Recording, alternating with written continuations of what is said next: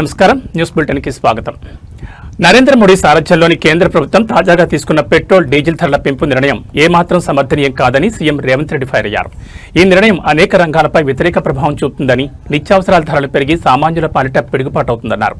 మోదీ ప్రభుత్వ అసమర్థ పాలన, అనాలోచిత విధానాల కారణంగా దేశ ఆర్థిక వ్యవస్థ కుదేలైందని ఎక్స్లో షేర్ చేశారు సీఎం రేవంత్ రెడ్డి. ముఖ్యమంత్రి రేవంత్ రెడ్డి ఆదేశాల మేరకు తెలంగాణ ఉద్యమంలో పాల్గొన్న ఉద్యమకారులను గుర్తించి వారి సేవలు, త్యాగాలను గౌరవించేందుకు రాష్ట్ర ప్రభుత్వం ప్రత్యేక కమిటీని ఏర్పాటు చేసింది. ఈ మేరకు సాధారణ పరిపాలన శాఖ శుక్రవారం జీవో ఆర్టీ నెంబర్ 679 జారీ చేసింది. ఉద్యమంలో కొందరు ప్రాణత్యాగం చేయగా మరికొందరు శారీరక వైకల్యానికి గురయ్యారు. పలువురిపై కేసులు నమోదై జైలు జీవితం గడిపిన నేపథ్యంలో వారి సేవలను అధికారికంగా గుర్తించాలని చాలా కాలంగా ఉన్న డిమాండ్పై ప్రభుత్వం ఈ నిర్ణయం తీసుకుంది. ఈ కమిటీకి ప్రభుత్వ సలహాదారు డాక్టర్ కె కేశవరావు చైర్మన్ గా వ్యవహరించనున్నారు. బండి భగీరథ్కు హైకోర్టులో ఊరట దక్కలేదు. ముందస్తు బెయిల్ పిటిషన్పై ఇరుపక్షాల వాదనలు ముగిశాయి. అరెస్ట్ చేయకుండా రక్షణ కల్పించాలని భగీరథ్ తరపున న్యాయవాది నిరంజన్ రెడ్డి వాదించారు. ఈ పరిస్థితిలో ఎలాంటి మధ్యంతర ఉత్తర్వులు ఇవ్వబోమని హైకోర్టు తేల్చెప్పింది. తదుపరి విచారణలో తుది ఉత్తర్వులు ఇస్తామని హైకోర్టు చెప్పింది. ఉదయం శంషాబాద్ ఎయిర్పోర్ట్ నుండి ఢిల్లీకి బయలుదేరనున్న సీఎం ఇవాళ సాయంత్రం ఓ ప్రముఖ జడ్జి కుమార్ని రిసెప్షన్ లో పాల్గొనున్నారు. సీఎం రేపు పార్టీ అగ్రనేతలను కలిసే అవకాశం ఉంది. 5 రాష్ట్రాల ఎన్నికల ప్రక్రియ ముగిసిన నేపథ్యంలో రాష్ట్రానికి సంబంధించిన అంశాలపై చర్చించే అవకాశం ఉంది. మంత్రివర్గ విస్తరణ, పలువురు మంత్రుల సేకరణలు, చేర్పులు, మార్పులు, ఇతర అంశాలపై చర్చిస్తారని సమాచారం. తెలంగాణ ముఖ్యమంత్రి రేవంత్ రెడ్డి చేస్తున్న వ్యాఖ్యలు ప్రజా సమస్యలపై బాధ్యతాయుత నాయకుళ్లా కాకుండా అధికారం శాశ్వతమనే భ్రమలో ఉన్న రాజకీయ నాయకుళ్లా కనిపిస్తున్నాయని బీజేపీ తెలంగాణ రాష్ట్ర ముఖ్య అధికార ప్రతినిధి, మీడియా ఇన్ఛార్జ్ ఎన్వి సుభాష్ తీవ్రంగా విమర్శించారు. శనివారం తెలంగాణ భవన్లో మాజీ మంత్రి, సనత్ నగర్ ఎమ్మెల్యే తలసాని శ్రీనివాస్ యాదవ్ అధ్యక్షతన సనత్ నగర్ నియోజకవర్గ విస్తృత స్థాయి సమావేశం జరుగుతుంది. ఈ సమావేశానికి పార్టీ వర్కింగ్ ప్రెసిడెంట్ కేటీఆర్ ముఖ్య అతిథిగా హాజరవుతారు. నియోజకవర్గంలో పార్టీ సంస్థాగత బలోపేతంపై కేటీఆర్ దిశానిర్దేశం చేయనున్నారు. మాజీ శాసనసభ్యులు రమేష్ అన్న గారు వేదికను అలంకరించినటువంటి మన పార్టీ డివిజన్ అధ్యక్షులు, మాజీ కార్పొరేటర్లు, సీనియర్ నాయకులకు, ఉద్యమకారులకు, మా అక్క చెల్లెళ్లకు, అన్నదమ్ముళ్లకు అందరికీ మనస్ఫూర్తిగా మీడియా మిత్రులకు కూడా అభినందనలు. అన్న, ఈరోజు పిలవడానికి కారణం ఏంటంటే ఓన్లీ బూత్ కమిటీ మెంబర్లతో పాటు పార్టీల యాక్టివ్గా ఉన్నటువంటి వాళ్ళని తప్ప పబ్లిక్ని ఎవరిని పిలవలేదు. ఎందుకంటే మళ్ళీ అది ఒక కన్ఫ్యూజన్. వాళ్ళు వస్తారు, కొద్దిసేపు కూర్చుంటారు, వెళ్ళిపోతారు. ఇవన్నీ కన్ఫ్యూజన్ లేకుండా ఓన్లీ కొంత డిసిప్లిన్గా కూడా ఉండాలి. చెప్పిన అంశం కూడా వాళ్ళ దృష్టికి పోవాలనేటువంటి ఉద్దేశంతో లిమిటెడ్గానే బూత్ కమిటీ మెంబర్లు ఏమో కంపల్సరీ, దాంతోపాటు డివిజన్లో యాక్టివ్ ఉన్న వాళ్ళని రమ్మని పిలవడం జరిగింది. అయితే దీంట్లో ఎస్ఐఆర్ ఏదైతే జరుగుతుందో దేశవ్యాప్తంగా కూడా దీని మీద ఒక పెద్ద చర్చ ఉంది. ఓట్లు తొలగిస్తున్నారని, ప్రధానంగా మైనారిటీ ఓట్లు, ముస్లిమ్స్ కానీ క్రిస్టియన్స్ కానీ ఏవైతే బీజేపీకి పడే ఓట్లు అనుకునేవన్నీ తొలగిస్తున్నారనేది దేశవ్యాప్తంగా ఒక చర్చ, గొడవలు ఇవన్నీ జరుగుతున్నాయి. పార్లమెంట్లో కూడా జరుగుతున్నాయి, మొన్న జరిగినటువంటి ఎన్నికల్లో కూడా. అయితే దీన్ని పకడ్బందీగా తీసుకెళ్దామంటే ఏదైతే ఎలక్షన్ కమిషన్ వాళ్ళు జిహెచ్ఎంసీ కలిసి ఈ కార్యక్రమానికి కార్యాచరణ చేసినప్పుడు ఫీల్డ్లో ఏముందంటే ఒక అంగన్వాడీస్ను కానీ, అదేవిధంగా ఏదైతే స్వీపర్ ఉన్నారో మన జిహెచ్ఎంసీ స్వీపర్, వీళ్ళని పెట్టిరు. దాంట్లో కొంతమంది యాక్టివ్గా ఉన్న వాళ్ళని, ఎవరైతే ఒక డివిజన్లో ఒక బూత్లో 7-8 బూత్లు ఉంటే ఒక ఇద్దరినేమో టెక్నికల్ పర్సన్ని పెట్టారు. వాడేమో అంతా షో చేసి చూపిస్తుంటే ఇది ఇట్లా యాప్లో ఇట్లా డౌన్లోడ్ చేయాలి, ఈ పద్ధతిలో చేయాలి, ఈ పద్ధతిలో చేయాలని. అదంతా నేను చూసిన తర్వాత కమిషనర్ గారితో మాట్లాడినా, మా డీసీలతో కూడా మాట్లాడితే, నేనన్నా మీరు క్లాస్ 4th ఎంప్లాయీని పెట్టి ఇది టెక్నికల్ సైడ్ చేయమంటే ఏడికేం జరుగుతుంది ఇదంతా, కాబట్టి ఇది పద్ధతిగా లేదని చెప్పి వార్నింగ్ ఇచ్చాం. తర్వాత కమిషనర్కు, ఎలక్షన్ కమిషన్కు ఒక లెటర్ రాసి పంపించినప్పుడు కమిషనర్ గారు యాక్సెప్ట్ చేశారు. నేనన్నా ఇంత పెద్ద కార్యక్రమాన్ని తీసుకున్నప్పుడు మీ ఇష్టం ఉన్నట్టు చేసుకుంటే కరెక్ట్ కాదు కదా అని. దాంట్లో అడిగింది ఏంటంటే ఎవరైతే డెత్ అయిన వాళ్ళది మీరు డిలీట్ చేయాలి కదా అని అడిగినాం. అడిగితే ఆ ఇంటి పర్సన్ వచ్చి ఆథరైజ్ చేసి ఒక లెటర్ ఇవ్వాలన్నట, ఈ మనిషి డెత్ అయింది అని. నేనన్నా మీ డిపార్ట్మెంట్లో డెత్ సర్టిఫికేట్స్ ఇస్తారు కదా, రికార్డ్ తీయండి. ఇప్పుడు మా నాయన చనిపోయిందని నేను పోయి ఎట్లా చెప్తా అక్కడికి పోయి? మా నాయన చనిపోయిందని నేను పోయి చెప్పలేను కదా. అది మీ డ్యూటీ మీరు చేయాలి. రెండోది, ఎవరైతే మైగ్రేట్ అయ్యారు అక్కడ నుంచి ఇక్కడ పోయారు, ఇక్కడ నుంచి అక్కడ పోయిన వాళ్ళది కూడా మీరు చెక్ చేసుకోండి అని చెప్పినాం.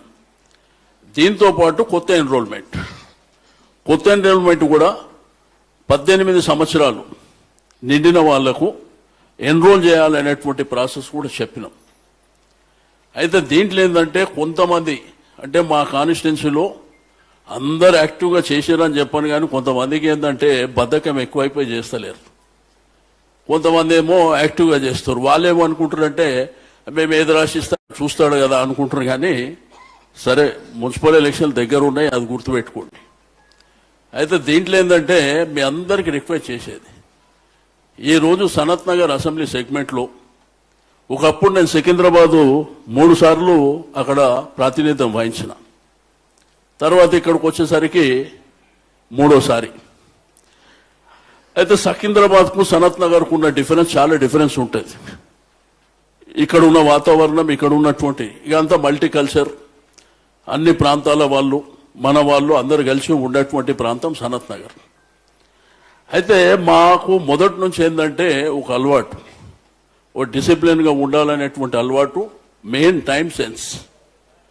ఏదైతే టైమింగ్ అనేది గంట కొట్టినట్టే, 10 గంటలకు పోతామంటే 9:59 అక్కడ ఉంటాం. మన కార్యకర్తలను అదే విధంగా తయారు చేసినాం, అధికారులను కూడా అదే పద్ధతిలో తయారు చేసినాం. రెండోది, ఇదంతా నా కుటుంబం. ఈ కుటుంబానికి ఏంటంటే డే 1 నుంచి, ఈ రోజు కాదు, డే 1 నుంచి నాకు ఒక కార్పొరేటర్ యాక్సెస్ ఉండదు. ప్రతి కార్యకర్త డైరెక్ట్గా వచ్చి మాట్లాడేటువంటి అవకాశం అది మన దగ్గర ఉంది. జై తెలంగాణ. అందరు బాగున్నారా? శ్రీనివాస్ యాదవ్ గారు ఉన్నారు కదా, బాగానే ఉంటారు మీరు. గౌరవనీయులు పెద్దలు, మరి క్రమశిక్షణతో, సమయపాలనతో, ఒక వ్యూహంతో, ఒక ప్రణాళికతో పకడ్బందీగా ముందుకు నడిచే నాయకుడు, తాను నడవడమే కాకుండా మిమ్మల్ని అందరినీ నడిపిస్తున్న నాయకుడు, హైదరాబాద్ నగరాన్ని నడిపించిన నాయకుడు గౌరవనీయులు మాజీ మంత్రివర్యులు పెద్దలు శ్రీనివాస్ యాదవ్ గారికి, అట్లాగే వేదికపైన ఆసీనులైన గౌరవనీయులైన మాజీ చీఫ్ విప్ శ్రీ దాస్యం వినయ్ భాస్కర్ గారికి, గౌరవనీయులు మాజీ శాసనసభ్యులు పెద్దలు శ్రీ ఆరూరి రమేష్ గారికి, గౌరవనీయులైన మా సోదరిమణులు మాజీ కార్పొరేటర్లందరికీ పేరు పేరున, వేదికపైన ఆసీనులైన సనత్ నగర్ ముఖ్య నాయకులందరికీ, డివిజన్ అధ్యక్షులకు పేరు పేరున, అట్లాగే నిన్నగాక మొన్ననే తన జన్మదినాన్ని జరుపుకున్న మా తమ్ముడు తలసాని సాయి కిరణ్ యాదవ్ గారికి కూడా బిలేటెడ్ హ్యాపీ బర్త్డే తెలియజేస్తూ, పత్రికా మిత్రులకు, ఈ కార్యక్రమానికి హాజరైన మా ఆడబిడ్డలకు, అన్నదమ్ములకు, సనత్ నగర్ నియోజకవర్గంలోని 229 మరి బూత్స్ ఉంటే 229 బూత్ల యొక్క బూత్ ఏజెంట్లుగా ఈ కార్యక్రమానికి విచ్చేసిన, ఈ శిక్షణ కార్యక్రమానికి విచ్చేసిన మీ అందరికీ స్వాగతం. శ్రీనివాస్ యాదవ్ గారు చాలా విషయాలు చెప్పారు. నేను క్లుప్తంగానే మీకు కొన్ని విషయాలు చెప్పే ప్రయత్నం నేను చేస్తాను. భారతదేశానికి స్వాతంత్రం వచ్చింది 1947, మీ అందరికీ తెలుసు. మనకు ఒక సంవత్సరం వెనకషీరి వచ్చింది, తర్వాత వచ్చింది 1948 సెప్టెంబర్ 17. ఆ తర్వాత మన హైదరాబాద్ స్టేట్ ఉండే, అప్పుడు హైదరాబాద్ స్టేటు అట్లాగే భారతదేశం మొత్తంలో మొట్టమొదటిసారి ఎన్నికలు జరిగింది 1952. అంటే మొదటి 4 ఏళ్ళు ఇక్కడ మిలిటరీ రూల్ ఉండే, మన దగ్గర కూడా. 52లో ఎన్నికలు జరిగే కంటే ముందేం చేసినారు అంటే, అసలు ఎట్లా జరగాలి, ఏం చేయాలి, అసలు భారతదేశం కొత్తగా ఇప్పుడే స్వాతంత్రం వచ్చిన తర్వాత దేశం ఎట్లా నడవాలి అన్న దాని మీద ఒక కమిటీ వేసినారు. ఆ కమిటీకి డాక్టర్ బాబాసాహెబ్ అంబేద్కర్ గారు బాగా చదువుకున్న తెలివైన వ్యక్తి కాబట్టి వారిని చైర్మన్గా పెట్టి భారత రాజ్యాంగ నిర్మాతగా వారిని అందుకే పిలుస్తూ ఉంటాం మనం. కమిటీ వేసి ఈ దేశం ఎట్లా నడవాలి, ఎట్లెట్లా ముందుకు పోవాలన్నప్పుడు ఆయనతో పాటు చాలామంది పెద్దలు కలిసి కూర్చొని చాలా సీరియస్గా ఒక 2 సంవత్సరాలు గట్టిగా పనిచేసి అల్టిమేట్గా దాన్ని కాన్స్టిట్యూయెంట్ అసెంబ్లీ డిబేట్స్ అంటారు. కాన్స్టిట్యూయెంట్ అసెంబ్లీ డిబేట్స్ అంటారు. చాలా మందితో చర్చించి, దేశంలోని వివిధ ప్రాంతాల నుంచి వచ్చే పెద్దలతో చర్చించి, ప్రజలతో చర్చించి, కొత్తగా స్వాతంత్రం వచ్చింది ఎటు ముందుకు నడవాలి అని ఆలోచన చేసి 1951-52 ఆ ప్రాంతంలో మరి జనవరి 26 నాడు, మనకు 1951 జనవరి 26 నాడు భారత రాజ్యాంగం అమల్లోకి వచ్చింది. దాన్నే మనం గణతంత్ర దినోత్సవం అని జరుపుకుంటాం. 26 జనవరి రిపబ్లిక్ డే. అందులో ఏం రాసిండ్రు అంటే, ఇది ఎందుకు చెప్తున్నా ఇదంతా మీకంటే, రాజ్యాంగంలో నిజంగా మహానుభావుడు అంబేద్కర్ గారు ఎంత గొప్పవాడంటే, అప్పటికి చాలా దేశాలు, అమెరికా కానీ యూకే కానీ అంటే బ్రిటన్ కానీ ఇంకా వేరే వేరే దేశాలు కానీ, అవన్నీ కూడా మెల్లగా కొన్ని మార్పులు చేర్పులు చేసుకుంటూ వాళ్ళకి స్వాతంత్రం వచ్చినాక ఒక దేశంగా ఎట్లా ముంగటికి పోవాలని ఆలోచన చేసుకుని ఒకటి సవరించుకుంటూ పోయినారు. కేరళకు వెళ్లి అక్కడ సీనియర్ కాంగ్రెస్ నాయకులు రమేష్ చెన్నితాలతో సమావేశమయ్యారు ప్రభుత్వ సలహాదారు వి హనుమంతరావు. ఇటీవల ముఖ్యమంత్రి పీఠం ఆశించి భంగపడ్డ రమేష్ చెన్నితాల వీడి సతీషన్కు భరించిన సీఎం పీఠం ప్రభుత్వంలో చేరాలని రమేష్ చెన్నితాలకు సూచించారు విహెచ్. ఓపికతో ఉంటే అవకాశాలు వస్తాయని చెప్పిన విహెచ్ గతంలో తాను ఉమ్మడి ఆంధ్రప్రదేశ్లో ప్రభుత్వంలో చేరకుండా తప్పు చేశానని, అందుకే ముఖ్యమంత్రి అవకాశం కోల్పోయానన్నారు విహెచ్. కేంద్ర మంత్రి బండి సంజయ్ కుమారుడిపై పోలీసులు లుకౌట్ నోటీసులు జారీ చేసి విదేశాలకు పారిపోకుండా చర్యలు చేపట్టాలని తెలంగాణ రక్షణ సేన చీఫ్ కల్వకుంట్ల కవిత డిమాండ్ చేశారు. బంజారా హిల్స్ లోని టీఆర్ఎస్ కార్యాలయంలో మీడియాతో మాట్లాడారు. కేంద్ర మంత్రి బండి సంజయ్ కుమారుడిపై గంభీరమైన ఆరోపణలు వచ్చినప్పటికీ ఆయన ప్రధానితో వేదిక పంచుకోవడం శోచనీయమని అన్నారు. కుటుంబ సభ్యులపై ఆరోపణలు వచ్చినప్పుడు బండి సంజయ్ ఆ మీటింగ్ కు వెళ్లాల్సింది కాదన్నారు.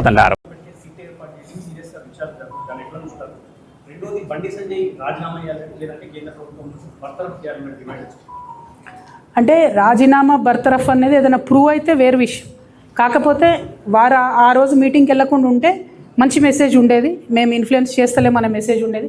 మరి ఎందుకు పోయినరో ఆ మీటింగ్కి నాకు అర్థం కాలేదు. ఆ మీటింగ్ పోవడం వల్ల మాత్రం ఒక ఫీలింగ్ ఏమొచ్చిందంటే తెలంగాణ ప్రజలలో పెద్ద వాళ్ళ పిల్లలు ఏం తప్పు చేసినా కూడా చూసి చూడనట్టుగా పోతారనే ఫీలింగ్ వచ్చింది. అది కరెక్ట్ కాదు. దాన్ని సవరించుకోవాల్సినటువంటి పరిస్థితి ఉన్నది. ఈ రాష్ట్రంలో ముఖ్యంగా డీజీపీ సివి ఆనంద్ గారికి నేను డిమాండ్ చేస్తున్నా, తక్షణమే బండి సంజయ్ గారి కుమారుడు, అబ్బాయి పేరు చెప్తలేను ఎందుకంటే పాలిటిక్స్లో లేడు, పాలిటిక్స్లో లేని వాళ్ళ పేర్లు తీయాల్సిన అవసరం లేదు కాబట్టి బండి సంజయ్ గారి కుమారుడి పేరు మీద మీరు దయచేసి లుకౌట్ నోటీస్ ఇచ్చి మీరు సీరియస్ ఇన్వెస్టిగేషన్ చేస్తారనే విషయాన్ని ప్రజలకు అర్థమయ్యేటట్టు చేయాలని చెప్పి మేము డిమాండ్ చేస్తాం. పొట్టకూటి కోసం పనులకు వెళ్తున్న 4 మహిళల ప్రమాదంలో మృతి చెందడం అత్యంత బాధాకరమన్నారు మంత్రి నారాయణ. గాయపడిన వారికి మెరుగైన వైద్యం అందించాలని అధికారులను ఆదేశించారు మంత్రి నారాయణ. మృతుల కుటుంబ సభ్యులకు ప్రగాఢ సానుభూతిని తెలిపారు. బాధిత కుటుంబాలకు ప్రభుత్వం అండగా ఉంటుందన్నారు మంత్రి నారాయణ. రాబోయే 10 ఏళ్లలో తెలంగాణలో భారతీయ జనతా పార్టీనే ప్రధాన రాజకీయ శక్తిగా అవతరిస్తుందని బీజేపీ తెలంగాణ రాష్ట్ర అధ్యక్షుడు ఎన్ రామచంద్రరావు స్పష్టం చేశారు. వేటు న్యూస్ నిర్వహించిన ప్రతిష్టాత్మక కాంక్లేవ్లో పాల్గొన్న ఆయన రాష్ట్ర రాజకీయాలు, రైతు సమస్యలు, సంస్థాగత బలం మరియు సమఖ్యాలన్న అంశాలపై కీలక వ్యాఖ్యలు చేశారు. తెలంగాణలో బీజేపీ సంస్థాగతంగా ఎంతో బలపడిందని, రాష్ట్ర వ్యాప్తంగా దాదాపు 35,000 బూత్ కమిటీలతో పార్టీ పటిష్టంగా ఉందని తెలిపారు. రాబోయే 2028-29 అసెంబ్లీ ఎన్నికల్లో తెలంగాణలో బీజేపీని అధికారంలోకి తీసుకురావడమే తమ ప్రథమ లక్ష్యమని ఆయన ప్రకటించారు. ప్రపంచం ఎదుర్కొంటున్న సంక్షోభంతో పాటు యుద్ధం వల్ల తలెత్తబోయే పరిణామాలను దృష్టిలో ఉంచుకుని దేశ ప్రజలందరి కోసం ప్రధాని నరేంద్ర మోడీ రాజకీయాలకు అతీతంగా కొన్ని నిబంధనలను, సూచనలను ప్రజల ముందుంచారని ఎంపీ రఘునందన్ రావు అన్నారు. సిద్దిపేట జిల్లా కేంద్రంలోని సరస్వతి శిశు మందిర్ ఆధ్వర్యంలో నిర్వహించిన సంస్కృతి వేసవి శిక్షణ శిబిరం ముగింపు ఉత్సవాల్లో పాల్గొన్నారు. తాను ఇంధనం పొదుపును దృష్టిలో పెట్టుకుని ఈవీ వాహనంలో పర్యటించారు. అనంతరం ఎంపీ రఘునందన్ రావు మీడియాతో మాట్లాడుతూ పెట్రోల్, డీజిల్ వినియోగాన్ని తగ్గించి ఎలక్ట్రిక్ వాహనాలను వాడాలని ప్రధాని నరేంద్ర మోడీ ఇచ్చిన పిలుపు మేరకు ఎలక్ట్రిక్ వాహనంలో పర్యటిస్తున్నట్టు తెలిపారు.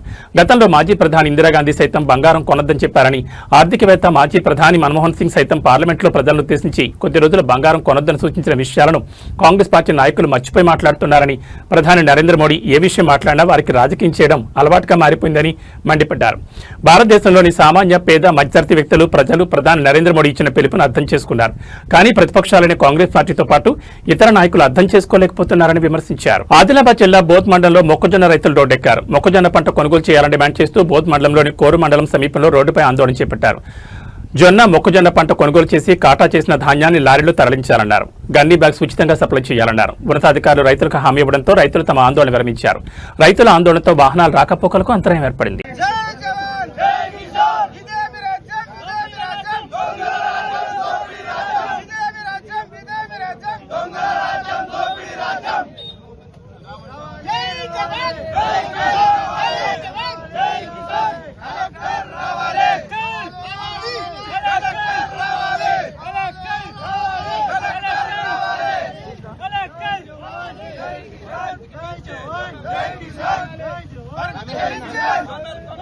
ఏబీ బులెటిన్ విశేషాలు. నమస్కారం.